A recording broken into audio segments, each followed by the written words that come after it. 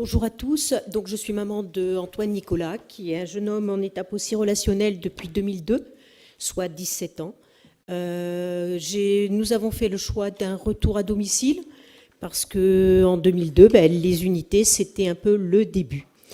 Voilà. Et donc, je souhaite remercier Florian de sa présentation parce que j'ai retrouvé dedans tous les ingrédients d'une personne, enfin, du contexte, tant pour la famille, pour la personne et pour les professionnels, les ambiguïtés de nos situations.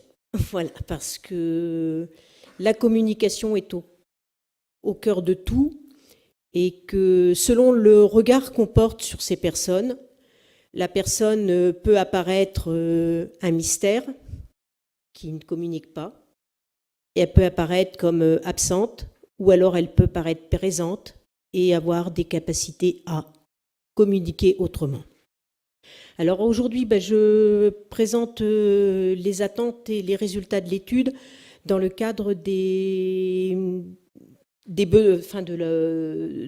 point de vue des attentes des familles.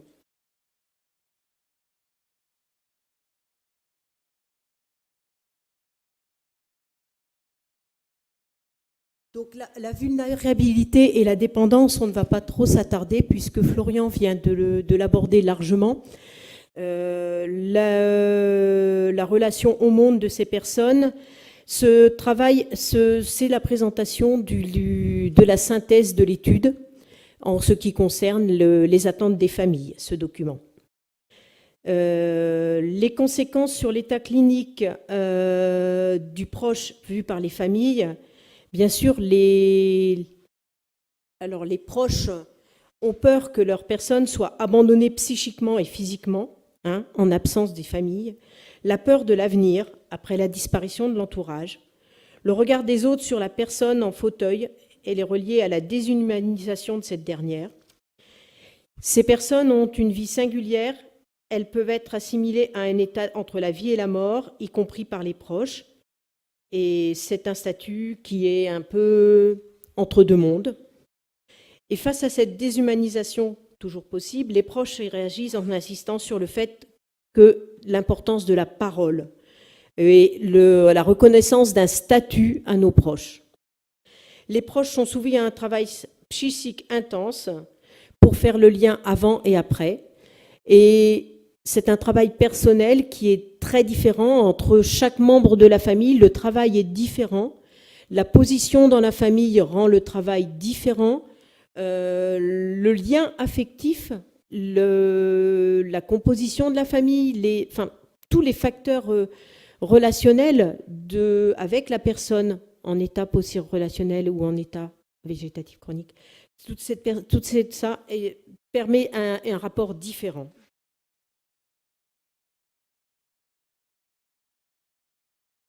Alors, la vie relationnelle et la communication avec le proche. Voilà. Bon, la technologie, je ne maîtrise pas trop. Ouais. Attends, je vais le... Voilà. C'est dans l'autre sens, excusez-moi. La verbalisation avec l'entourage de la personne, il y a toujours l'espoir, tant qu'il y a l'espoir de trouver un code de communication et de trouver un progrès. Les familles qui développent de la finesse de l'observation, oui, parce que on le connaissait avant, on le connaît maintenant, et c'est aussi ce lien avec le passé et le présent qui permet de reconnaître des signes. Le besoin de se porter parole pour donner de la place à la compréhension de leurs proches, au statut de leurs proches, est important. Et la reconnaissance réciproque entre le travail entre la famille auprès du proche et l'équipe. L'impact sur les aidants familiaux. Il y a de nombreux changements dans la vie des aidants suite à l'accident ou au changement ou à ce qui est arrivé à notre proche. Et ça demande un travail de remaniement psychologique important. Et parfois, le rythme de chacun est très différent au sein d'une famille, encore une fois. Et la suite donnée est parfois très différente. Ça peut être jusqu'au désintéressement, au renoncement de voir la personne dans cet état. Il ne faut pas y voir non plus quelque chose comme négatif. Ne pas vouloir voir son proche dans une nouvelle situation qui est trop dure, c'est aussi donner une chance à son proche de vivre, de continuer à vivre auprès de d'autres, puisque nous, on ne peut plus le faire. Les répercussions sur la santé psychique et somatique des proches sont systématiques. L'étude a révélé qu'elles étaient peu transmises aux équipes des unités. Les ressources des familles sont diverses et sont dépendantes principalement du réseau social dans lequel elles s'inscrivent. Chacun puise ses ressources là où il peut. Ça peut être dans les associations de famille, ça peut être dans les proches, ça peut être dans les amis, ça peut être aussi dans les moyens d'avoir des aides à domicile ou en établissement, s'appuyer sur des professionnels.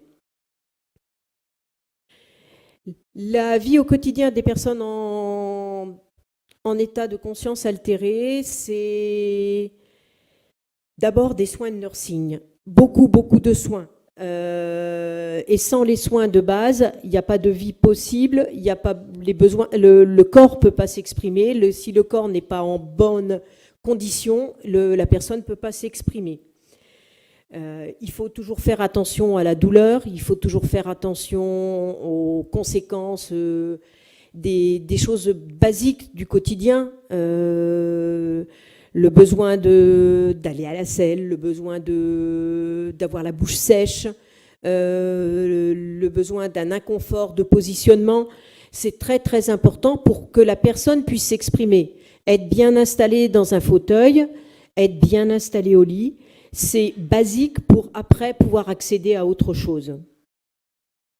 Les soins de nursing, la famille pense souvent et réclame souvent l'alimentation. C'est souvent des points qui sont vite abordés, qui sont importants, mais bon, l'alimentation n'est pas toujours possible. Mais les familles le souhaitent en général. Hein, elles sont très demandeuses. Le projet dans les unités de faire participer les patients qui ne prennent pas l'alimentation par la bouche à des temps de repas ou des temps de présence avec le groupe sont très importantes et ça fait partie du soin de nursing. Les soins de rééducation sont très attendus par les familles, l'ergothérapie, l'orthophonie, la psychomotricité, la kiné. Bien sûr, les familles déplorent les manques de moyens des unités. C'est difficile pour les unités de recruter des soignants dans ces domaines. Beaucoup d'unités n'ont pas, justement, de kiné, n'ont pas d'orthophoniste et n'ont pas de psychomotricienne. Pourtant, il y a des méthodes qui permettent d'aider la personne à s'exprimer, qui permettent de libérer son corps. Et là, c'est les contraintes du quotidien qui sont en cause. Les visites sont des enjeux pour les familles. C'est l'envie de retrouver une intimité, c'est l'envie de se retrouver, un apaisement, un contact avec son proche. Et c'est aussi de veiller à la qualité des soins. Ben oui, c'est voir si il est bien soigné, si le petit bobo est guéri, si il n'y a pas de tension, s'il n'est pas spastique, si voilà, son confort, son inconfort, voilà, le savoir. Les journées des patients sont rythmées par les soins, forcément, puisque c'est dans une unité de soins. Et l'accès à l'emploi du temps pour les familles, avoir un emploi du temps formalisé, c'est quelque chose de rare dans les unités. Ça a été exprimé dans nombreux questionnaires. Et les activités en dehors de celles organisées par la famille sont très rares. Effectivement, les moyens, les temps de possibilités sont difficiles à avoir dans une unité pour proposer autre chose, mais c'est très attendu de la part des familles. Alors, l'espace des unités dédiées, dans cette étude, l'unité dédiée il y a montré que elles sont souvent difficiles d'accès. Elles sont pas toujours dans des hôpitaux proches du domicile. Elles sont parfois dans des anciens hôpitaux qui ont été restructurés, dans des hôpitaux locaux qui ont été restructurés. Elles sont parfois dans des centres de rééducation, mais très peu. Et donc ça pose des questions de problème de l'espace de ces unités, du choix d'implantation de ces unités. La chambre personnalisée, c'est une grande demande et une grande attente des familles. Et je crois que là, les unités souvent le proposent, parce que c'est un accueil au long cours et qu'il y a possibilité de mettre des photos, de mettre des souvenirs. Parfois même, dans certaines unités, on peut apporter un petit meuble ou on peut apporter sa propre télévision. Et ça, c'est important pour les familles de pouvoir personnaliser. Et puis, ou de ne pas personnaliser s'il n'y a pas de demande. Pour lutter contre la stigmatisation et la ségrégation des personnes en contact conscience altérée, les familles apprécient particulièrement la possibilité de bénéficier d'espaces ouverts à tous les patients dans la structure, ouverts pas seulement sur l'unité. Ben oui, parce que un lieu de rencontre pour les familles qui se cantonne à l'unité, ça ne permet pas d'avoir des échanges avec un monde extérieur. Là, il faut pouvoir intégrer. On parle beaucoup d'intégration actuellement. Nos blessés à nous sont loin d'être intégrables dans la vie de monsieur tout le monde, mais ils sont intégrables dans la vie de l'établissement. Et pourquoi les cacher et pourquoi les reléguer au fond d'une unité où la zone famille est concentrée juste dans l'unité. Une cafétéria dans un établissement hospitalier, c'est un lieu de rencontre pour tous les patients, c'est un lieu d'échange. Et moi, je dirais qu'en tant que famille, bien sûr, c'est dans l'actualité des restrictions budgétaires, c'est moins favorisé. Mais une cafétéria où il y a une personne physique qui accueille, qui connaît tous ceux qui rentrent et qui sortent, qui fait le lien entre les personnes qui viennent se rencontrer dans ce lieu de vie qui est la cafétéria, c'est important plutôt qu'un distributeur automatique qui distribue des gobelets avec une boisson. Hein. Mais bon, ça, les choses ne sont pas toujours comme on le souhaite. Et la réalité du contexte économique fait qu'on a plus souvent affaire à un distributeur. Mais un lieu de cafétéria, même avec des distributeurs, permet quand même des lieux d'échange. Et puis si la direction de l'établissement permet que les gens s'investissent dans ce lieu de convivialité et d'espace public, parce que dans ces cas-là, la cafétéria devient espace public pour les personnes qui sont en état relationnel ou végétatif. Ça devient l'espace public parce que l'espace public extérieur est plus possible. Mais ça devient l'espace public. Et ça, c'est important. La perception de l'unité comme lieu de vie est liée au bien-être ressenti par la famille dans ses liens avec l'équipe. Et ça, je crois aussi que le lien avec l'équipe, c'est très, très important. Et surtout que cette unité ne soit pas l'unité des exclus, tant pour les professionnels que pour les familles.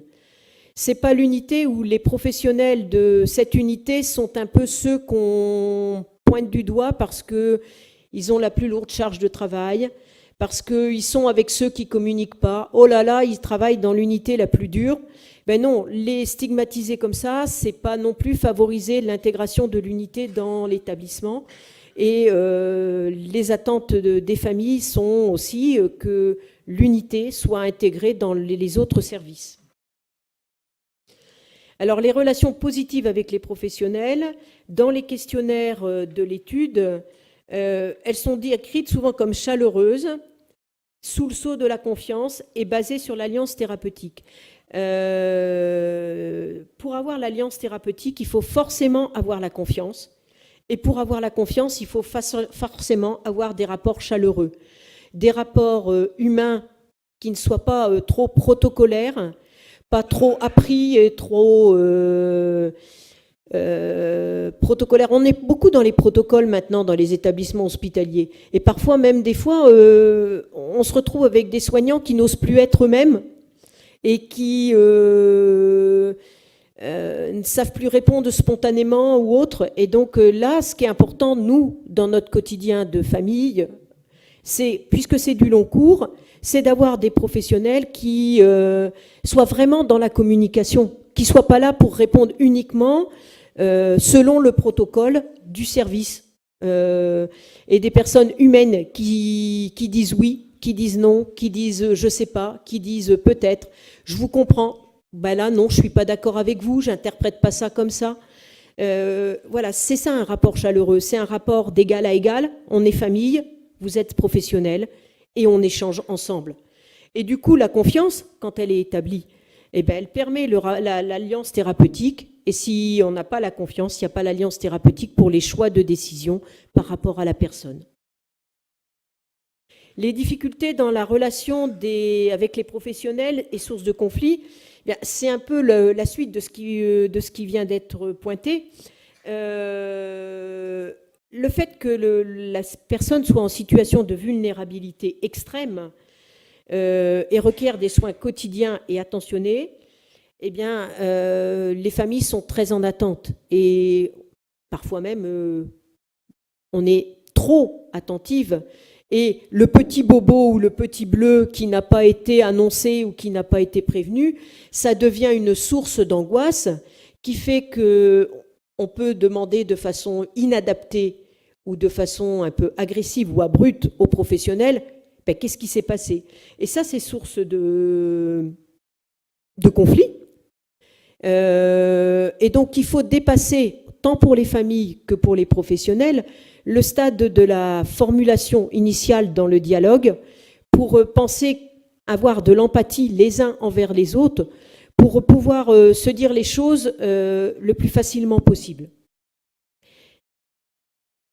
Les risques de conflit sont aussi dans le fait que les familles sont multiples et que c'est jamais facile pour les professionnels aussi d'avoir affaire, par exemple, aux enfants, à l'épouse, à la mère, au père, qui n'ont pas forcément le même point de vue par rapport aux proches, et qui, du coup, ça peut être source aussi de conflits avec les professionnels, parce que l'un et l'autre ne dit pas la même chose, et ne ferait pas les mêmes choix, et ne pointerait pas les mêmes choses.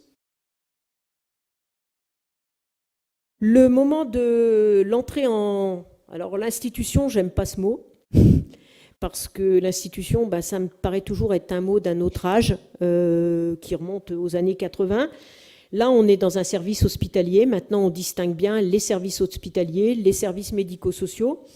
Et l'entrée dans une unité en milieu sanitaire, c'est vrai que ça se prépare, parce que les familles n'ont pas envisagé ça, parce que bien souvent, elles le vivent très très mal. Elles pensent qu'en sortant de Réa ou en sortant d'ailleurs, il va avoir de la kiné, il va avoir plein d'autres soins. Et puis, en arrivant dans l'unité, effectivement, il n'y a pas forcément toutes ces choses-là. Et qu'il va falloir apprendre à réduire ses ambitions, à réduire ses attentes de soins, et pas seulement de soins de nursing, mais de soins larges. Et ça, c'est très, très difficile. Et le préparer, l'anticiper. Alors, certaines unités vont voir le patient avant. Certaines unités font visiter avant. Oui, ça permet de se projeter parce que les familles n'ont parfois jamais rencontré le handicap avant et arriver dans un service où il n'y a que des personnes en fauteuil roulant en quittant le service de Réa, ça fait un choc. Alors, anticiper ce choc, on voit toujours notre proche, il va encore évoluer, il va encore s'en sortir.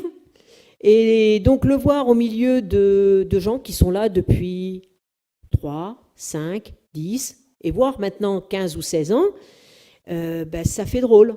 Et c'est là qu'on se trouve confronté avec le fait de la réalité de ce qui attend à l'avenir. Et donc l'accueil en établissement est vraiment un point clé de la relation future avec l'équipe et la famille, pour l'équipe et la famille. Alors, les relations entre la famille à l'intérieur de l'unité, l'entraide entre pairs est une ressource souvent sous-estimée par les unités. C'est vrai. Et même, je pense que certaines unités ont des fois même tendance à se dire que l'entraide entre les familles peut être source de problèmes majorés pour eux dans leur travail. Parce que si les familles s'entendent, quand une famille n'est pas là, c'est l'autre qui prend le relais auprès de son proche, et ainsi de suite. Et c'est vrai que ça, c'est source de conflit. Mais c'est aussi apprendre à vivre tous ensemble et à s'intégrer. Et c'est une micro-société. Donc, il faut accepter que l'unité ne soit pas un lieu de soins où on a une chambre, un patient. Mais les attentes de la famille, c'est que l'unité soit un lieu de vie où chaque patient, chez lui dans sa chambre, peut avoir des relations avec d'autres patients, même si lui-même a des limités, et que les familles puissent avoir aussi des liens les unes entre eux, et que ces liens puissent être assez forts pour que les familles se fassent confiance mutuellement, s'entraider mutuellement, et que c'est pas forcément négatif. Pour moi, c'est plutôt positif pour les soignants de pouvoir travailler là-dessus. Mais il faut beaucoup de travail pour l'équipe, pour le faire aussi, pour accepter ça. Les attentes envers l'équipe de professionnels. Alors, les familles ont, dans les questionnaires, montré qu'il y avait des attentes par rapport à leurs proches. Alors, ils attendent que les professionnels soient très présents. Ils attendent de l'empathie, du respect, de la douceur, de l'attention et de la vigilance, et aimer son travail. Ça, c'est ce qui est relevé dans l'étude. Et je crois que c'est vrai. C'est profondément ancré dans les familles parce que la présence, c'est... Il n'y a rien de plus frustrant pour une famille quand elle téléphone pour avoir des nouvelles parce qu'elle est loin et qu'elle ne peut pas venir, que de s'entendre dire ah ben je sais pas, je m'en suis pas occupée ce matin. Et puis dire, bah, je sais pas. Mais dire je sais pas, mais peut-être se renseigner ou des choses comme ça, c'est vrai que c'est ça qu'on se demande. Et c'est compliqué quand on a ce genre de réponse. De l'empathie, oui, parce que envers le proche, il a des douleurs. On sait que c'est difficile à voir, les douleurs. Comment chacun les interprète, comment on les devine, comment on les détecte. Eh ben, ça demande de l'empathie. Du respect, oui. Et là, je vais dire des choses que c'est vrai qu'on oublie quand on travaille en unité. Des fois, on ne fait plus attention parce qu'on a trop de choses à faire et que c'est trop compliqué. Mais par exemple, les familles peuvent attacher et rattacher à la valeur de respect le fait que les coins de bouche soient propres après les repas et qu'on ne lise pas le repas à 4 heures de l'après-midi à l'heure des visites sur la personne. Que les vêtements soient pas tachés. Alors bien sûr, dans beaucoup d'unités, on y fait attention, mais quand parfois, des fois, voilà, c'est ça aussi que les familles mettent là derrière. De la douceur, oui, oui. De l'attention et de la vigilance, oui, parce que nos proches sont tellement vulnérables qu'il faut vraiment guetter les signes pour savoir où ils sont, comment ils sont, qu'à un moment donné de l'après-midi, ils peuvent être complètement absents, et puis qu'après, ils peuvent être présents. Et c'est dans les moments où ils sont présents au monde, où ils sont présents dans la relation, qu'on souhaite qu'il y ait quelqu'un près d'eux et qu'ils ne se retrouvent pas dans une chambre tout seul. Aimer son travail, oui, parce que des soignants qui aiment leur travail, ils sont bien dans leur basket et que c'est profitable à tout le monde. Les proches ont des attentes vis-à-vis pour eux-mêmes. Être écouté, oui. Quand des fois c'est trop dur, oui, on a envie d'être écouté, de voir son proche dans cet état-là. Quand il n'est pas bien, quand il se tord de douleur et qu'on ne sait pas quoi faire et qu'on a envie d'être rassuré, on a envie d'être écouté, on a envie d'être informé. Il y a besoin d'échanges formalisés, c'est-à-dire d'échanges avec le médecin, pas forcément souvent, mais un rendez-vous annuel avec le médecin, c'est important aux yeux des familles parce que ça permet de faire le point. Le voir plus, c'est peut-être pas utile, mais faire le point au moins une fois de temps en temps. Être associé à la vie de l'unité, Les temps forts du calendrier, comme Noël, Pâques, les grandes vacances, et ainsi de suite, peuvent être animés de temps forts et être associés à la vie de l'unité, que l'unité, le travail dans l'unité soit rattaché à la vie à l'extérieur. Et donc, être associé à la vie de l'unité, là, les familles, elles peuvent prendre toute leur place. Si les soignants n'ont pas le temps de faire des décors, d'apporter la touche qui fait les décorations de Noël ou de mettre un air de vacances, parce que les vacances, c'est beau, les soignants partent en vacances, mais il y a des remplaçants, c'est angoissant pour les familles. Eh bien, oui, préparer le temps des vacances par des décors de vacances, un mois avant, ça anticipe le fait qu'il va y avoir des bouleversements dans l'unité, ça permet de se projeter dans les mois à venir, et ça fait la vie qui continue, les mois qui passent. Donc ça, c'est être associé dans la vie de l'unité, c'est important. Être associé quand l'équipe a un manque de personnel, oui, c'est important pour les familles, pour mieux comprendre que ce jour-là, il n'a pas été levé. Eh bien oui, ça évite qu'on agresse. Être associé à la vie d'unité, c'est souvent des liens informels qui se créent avec les professionnels. Et ça, c'est pas souligné dans le compte-rendu là, mais dans les questionnaires aussi, il a été relevé que il y a des liens qui se tissent avec un professionnel, une personne dans une famille, et que ce professionnel devient un peu le point de rencontre, l'aidant privilégié, la personne repère, et qui permet de dire un petit peu tout.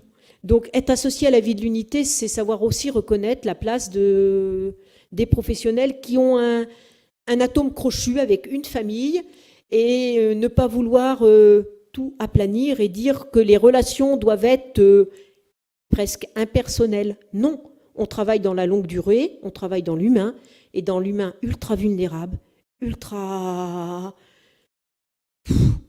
dur pour les soignants comme pour les familles. Donc il faut que les rapports humains soient humains jusqu'au bout, pas protocolaires, trop. Être soutenu, oui. Les familles attendent d'être soutenues, bon, ça en fait partie. Faciliter les démarches administratives, oui, parce qu'il y a des familles qui ne savent pas faire, mais là, c'est peut-être le rôle aussi des professionnels qui ne sont pas spécifiquement dans l'unité, mais qui travaillent autour. Et c'est le lien que l'unité crée avec les professionnels tels que les assistantes sociales ou d'autres, le bureau des entrées ou le service comptabilité. Voilà, ça peut être aidant. Et puis, élargir et faciliter les visites. Oui, oui. Mais ça, je crois que dans les unités qui ont répondu, globalement, c'était bon. Il y avait des choses positives. Mais c'est vrai que quand on travaille une fois du matin, une fois du soir pour se rendre aux visites auprès de son proche, des fois, on aimerait bien y aller le matin, mais il y a les soins. C'est vrai que c'est difficile pour l'équipe de recevoir une famille le matin. C'est le grand bazar, il y a les chariots dans tous les coins. Des fois, c'est compliqué. Et donc, avoir des visites le matin, c'est gênant, c'est vrai, pour les soignants. Mais peut-être parfois faire une exception ponctuelle, ça peut aider une famille ponctuellement. Donc ça, c'est à chaque unité de voir en fonction de la famille, de son contexte. Alors, les attentes des familles concernant le projet de soins, bien évidemment, elles veulent un projet de soins et un nursing impeccable. Et là-dessus, elles ne vous font pas de cadeaux en général, c'est vrai. Moi, la première. Le respect, la dignité de la personne. Et je sais bien que tout ça, c'est difficile dans le contexte où vous travaillez. Du turnover dans les services, des équipes absentes, du personnel remplacé, des remplaçants qui viennent et qui ne connaissent pas les patients, qui ne connaissent pas les petites habitudes. Et voilà. Et savoir lire les choses sur le visage ou sur le comportement de nos proches, c'est compliqué. Donc voilà. Alors, l'accessibilité aux soins de rééducation comme la kiné, l'ergo, l'orthophonie, oui, en tant que famille, on le revendique. Ça ne dépend pas des services, ça ne dépend pas des hôpitaux, mais c'est vrai que c'est quand même fort regrettable. On ne demande pas une kiné rééducative pour nos proches, on demande une kiné d'entretien. On ne demande pas une orthophonie rééducative, on demande une orthophonie qui permette de détecter s'il y a des signes, de pouvoir prolonger pour les rechercher. Et puis il y a des méthodes qui sont peut-être pas de la kiné classique, mais qui permettent de faciliter le rapport au corps de la personne en lésion, la personne blessée. Il y a des méthodes, la balnéothérapie, la stimulation basale, le snozolène. Alors moi, je vais même dire des méthodes qui sont pas encore reconnues, mais comme la méthode Padovan. Eh ben oui, tout ça, c'est des méthodes qui peuvent être pratiquées auprès de nos proches de façon non invasive, non intensive, en douceur, et qui peuvent leur permettre de s'exprimer et de maintenir des capacités. Parce que les raideurs, elles cèdent quand on les fait bouger. La spasticité, on peut arriver avec le confort et tout ça. Et bien tout ça, ce sont des soins de confort. La réflexologie plantaire, c'est génial. Ils arrivent à se détendre, à être cool. La sophrologie, c'est super. Bon, bien sûr, là, on rêve. Hein. Bon. Mais je pense que là, le rêve des familles, il rejoint le rêve de certains professionnels. Les attentes concernant le projet de vie, ben oui, parce qu'il faut connaître l'histoire de la personne pour relier ce présent avec le passé. Quand le passé était compliqué entre la personne, le patient et ses proches avant, eh bien, ça se retrouve aussi quand il vit en unité, hein, et bien, il faut accepter toutes ces situations. L'évolution de la personne, donc tout doit être... On ne peut pas dire que c'est figé. Oui, une personne peut pouvoir vivre en unité à un moment donné, puis pourquoi pas passer en masse, puis pourquoi pas retour à domicile, ou retour du domicile en service, en unité dédiée. Il faut que ces possibilités-là existent et qu'on les envisage. Par contre, pour tout ça, il faut que tout projet soit bien construit, soit bien construit, soit bien préparé et anticipé. Participer à des groupes à l'extérieur, à des activités groupes à l'extérieur, oui, c'est possible pour nos blessés. Pourquoi pas les emmener à un spectacle? Bien sûr, pas un spectacle de 3h à 20h30. Hein. Mais si maintenant on parle de l'hôpital qui s'ouvre sur la musique, il y a des fois des concerts dans les établissements de rééducation fonctionnelle, et bien pourquoi pas intégrer les blessés qui sont dans l'unité EVC-EPR au concert de la fête de la musique le jour où il y a le concert de la musique la semaine du mois de juin. Pourquoi ne pas les faire participer à la sortie crêpe de la minimatrice dans une autre unité? Il dit oui, ils ne mangeront pas des crêpes, ça c'est sûr, mais ils sentiront l'odeur. Et puis ils auront le bruit. Ils ne sont pas obligés d'être là longtemps, mais le peu qu'ils y sont, si c'est qu'une demi-heure et qu'au bout d'une demi-heure ils sont fatigués, ils auront profité. Ils auront eu une vie sociale, ils auront eu une vie de communication, ils auront été reconnus dans une dimension sociale. Et puis pourquoi pas aller faire ses courses? Certains sont en capacité de choisir leurs vêtements.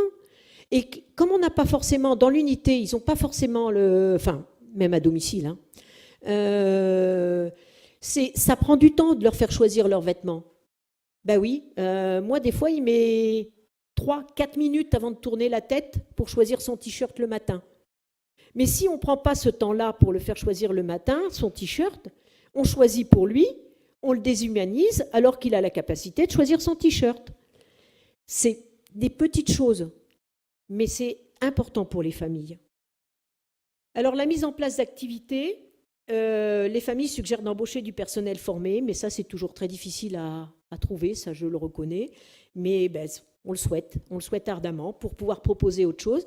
Des associations de bénévoles qui acceptent d'aller dans les services les plus difficiles, ça existe. Les associations comme les Blues Roses, les Clowns de l'Espoir, les chiens visiteurs de malades acceptent de venir. Donc ouvrez les unités, profitez de ces possibilités de bénévolat. Il y a des conventions de partenariat qui peuvent être signées avec les directions d'établissement, avec toutes les garanties en cas de morsure, en cas de problème de propreté, tout ça. Les chiens, pour l'association de chiens qui vient visiter, ils sont obligés de les laver avant de venir. Alors, pas de risque d'infection. Ils s'engagent à laver leur chien, leur chat. Il y en a même qui, parfois, dans certains établissements, viennent avec des souris. Je crois qu'il va falloir Merci, je suis toujours trop bavarde. Voilà, je sais, mais vous pouvez conclure. Non, mais Voilà. concluez, juste. Vous avez sûrement quelque chose à dire en conclusion. Je suis désolé de vous interrompre, Non, parce que c'est passionnant pour nous et c'est très intéressant mais pour tout est dans le rapport, et donc j'incite chacun à le lire, parce que c'est riche de tout.